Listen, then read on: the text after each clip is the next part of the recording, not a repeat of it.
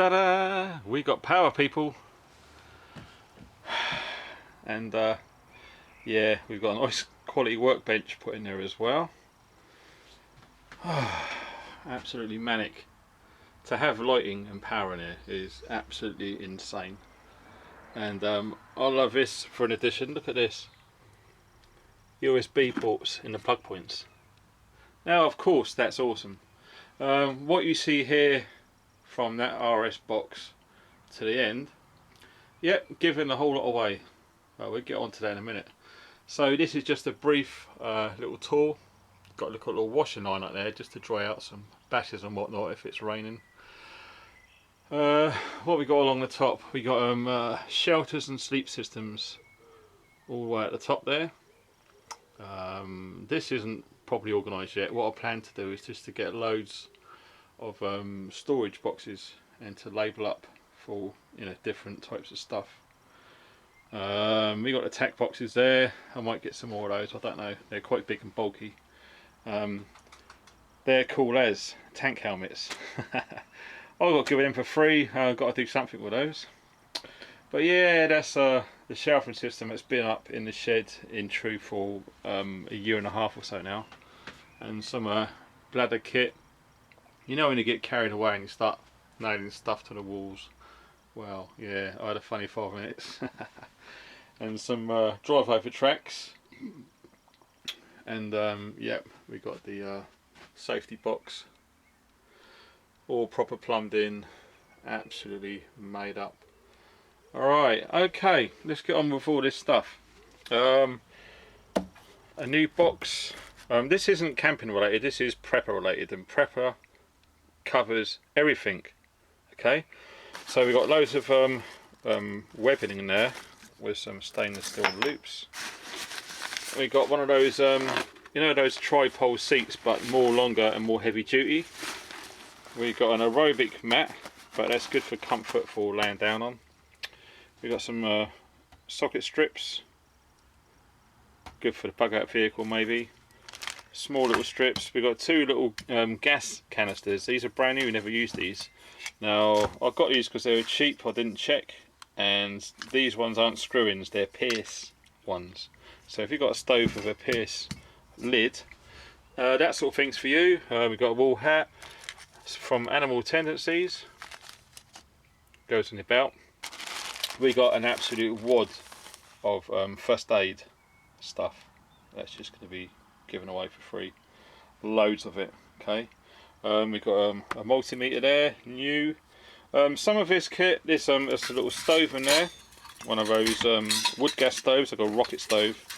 I must confess, a lot of this stuff, not all of it, but some of the stuff was given to me and I've just got no use for it. I've got no room for it. I don't really want to sell it. I can't give it away because the postage, I've spent hundreds already this year on postage, and it's you know, it needs to go into the house. I can't keep doing it, so I'm taking it all to the prepper meet and just giving the whole lot away. We've got size 9, I think it's size 9. No, these were 10 medium, sorry. Yeah, these are okay for winter time, so if you've got thick socks on, they're ideal. They're ECW, extreme cold weather, British Army issue, full Gore-Tex, and they're absolutely dubbed and treated. They're ready to go, they're lovely. We've got a pair of Hakes boots, desert boots. I actually wore these to the bushcraft show with all that mud, and my feet always stay dry. They're a brilliant piece of kit, awesome boots. What size were those? I can't remember. I think they're around about a 9.5. I'm not sure. New hip flask, wall charger to charge up your stuff, obviously. Quite a comprehensive first aid kit with scissors and all the rest of it as a pouch, so that can go in your vehicle and all the rest of it. I'm not going to go through this because it's going to take an hour. There's so much bits and pieces in there. It really is. We've got jump leads, viz vests, velcro, patches, pouches, bags, slingshots, all sorts of useful kit and equipment. Okay, so yeah, all of that I'm going to chuck in a big bag, sling it in the truck and take it along to the prepper meet.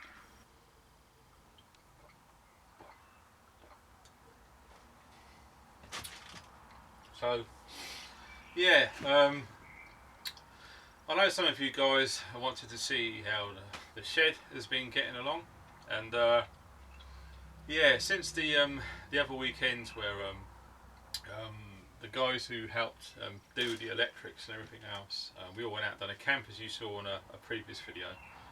This is the fruits of the labour, bless them, and yeah, the two guys really mucked in and done their bit, you know, and credit to them. Can't thank them enough. Moleskin Joe and Sparky Steve, top people really. You know, this is another benefit of what this YouTube community actually is. If you got like people who are willing to sacrifice their time, and you know, Steve's just up the road. John was all up Birmingham way, and that's a long old poke, you know, to come down here and to graft for, I don't know, 6 hours or so, and then we went out and done a camp, and he carried on grafting there as well, and then he drove all the way back for work the next day. I mean, you know, these people, salt of the earth, they really are.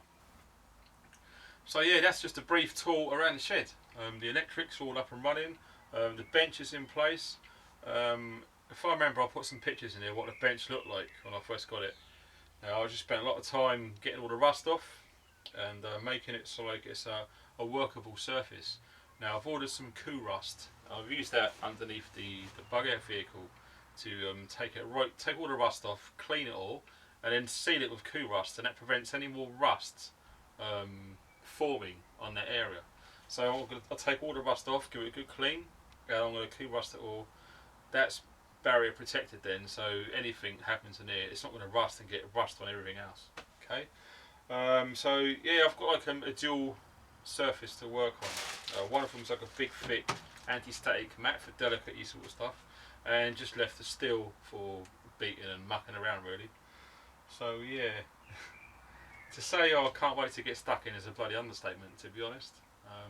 I'd like to do more videos and what I'll get up to in the shed, but you know, in fairness, there's so much to be done around the house, and I don't really want to do what Dave, our friend in Georgia, really big monkey one, had to do. You know, he spent so much time interacting on YouTube, and he started to look a bit ill, and he took 6 to 9 months off to fix the house up. You know, if you don't look after your house for a couple of years, it starts to weather and deteriorate, and we've got a lot of work to do on the house. So I don't really want to take 6 months off just to get the house all fixed up. I want to sort of do both if I can. So it's going to be a challenge. You know, it might come a point where I haven't done a video for about a month or 6 weeks, and then I'll just upload about 8, one after the other. You know, that's how it is. You know, I'm not paid for this. This is a hobby, and I just fit it in when I can. Okay, family comes first, as most of you guys appreciate. So that's how that's going to end up coming out. Okay, so yeah, one of the plans is to get a 1x30 grinder on the end of the bench there. Now all I want to do is to maintain my sharps. Okay, it's a lot quicker and easier doing it on the grinder with a platen rather than, you know, stones. It takes me ages on the stones. You know, I've got a life as well. The more knives you have, the more you use, the more you guys want to see, the more you've got to keep them sharp and keep them clean, blah blah blah. This will cut a lot of that time out. Okay, I did think about dabbling in the knife making game, but to be honest, just never got the time. Never got the time. And just by grinding this bench down, you know, that you knife guys, everything is covered in shit. You know what I mean, don't you? Everything, unbelievable. It's just a thin layer of shit, micron dust over everything. It's just awful. So no, I don't fancy mucking around with all that. And so yeah, the little grinder is just going to be for a hobby, and yeah, we're not going to be making knives, okay? So don't badger me. So there you have it. That's just a little quick tour, very quick tour of the shed. Some of you guys are asking, and you just see what the shed's like now. So yeah, I want to get all this lot slung in a big bag, keep it out of the way, wait till the 300 prepper meet, and just give it away. Now I'm hoping the weather's going to be okay, so I can just lay it all out on the floor and people can just come and go and just take what they want, whatever. You know, first come, first served. Take whatever you like. Okay. Now, it would be nice if a lot of the stuff went to people who genuinely needed it and who haven't got a lot of money, who are just starting to get into it, to help them. Okay. What I really don't want to find out later on is if loads of people take it all and just to see it all get sold off on eBay for whatever. You know, I'd like to see it go to a home.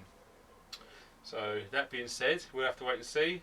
If the weather's okay, we chuck it on the floor. If not, I'm going to have to find someone with a gazebo or two who can bring a table up and lay it all out. Alright. So yeah, that's how that's going to be rolling.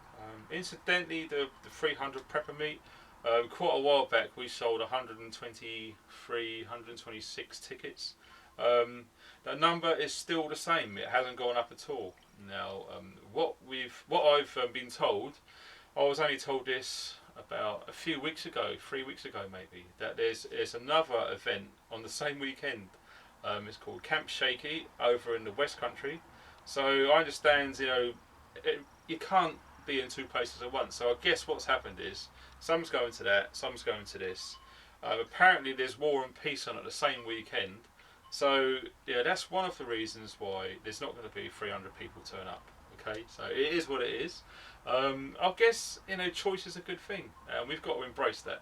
Okay, you know, to continue to have one or two events throughout the whole year is going to be impossible, really, because you know people can't afford to go vast distances to these meets, and to find little meets springing up all over the country for people who can't afford to travel. That's brilliant. That's really, really cool. We're chuffed that that's actually happening.